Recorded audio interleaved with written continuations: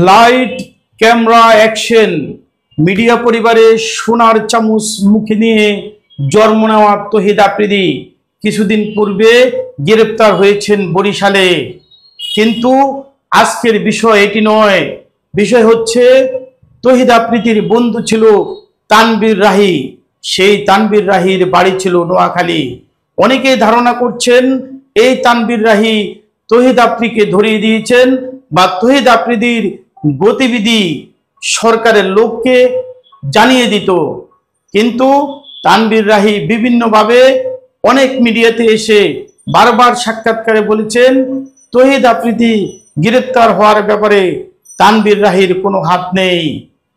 আর আমরা যারা বিভিন্ন ডিস্ট্রিক্টের মানুষ, আমরা এই ঘটনাটি প্রমাণিত না হওয়ার পরেও, অর্থাৎ তানভীর রাহি তহিদ আফ্রিদিকে ধরে দিয়েছে এই ব্যাপারটি প্রমাণিত না হওয়ার পরেও আমরা নোয়াখালীকে মির্জাপুর বা বেঈমান হিসাবে বিভিন্নভাবে ট্রোল করে ফেসবুকে মিডিয়া জগতে অনেক ধরনের কথা বলছি।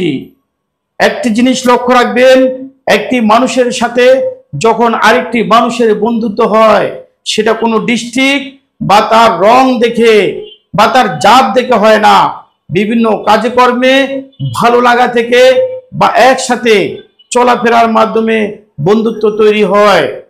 তাই আমি বলবো, আমরা দিন শেষে এই বাংলাদেশের সকল ডিস্ট্রিক্টের মানুষ এক। সব ডিস্ট্রিক্টেই দোষে এবং গুণের মানুষ রয়েছে। দোষ গুণ ছাড়া কোনো মানুষ এই পৃথিবীতে বেঁচে থাকতে পারে না।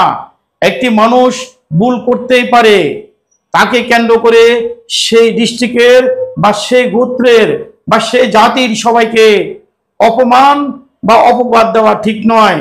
তাই আসুন আমরা সবাই এক বাংলাদেশের সকল মানুষকে ভালোবেসে আপন করে রাখি, কাউকে তুচ্ছ বা তাচ্ছিল্য করে যেন কথা না বলি।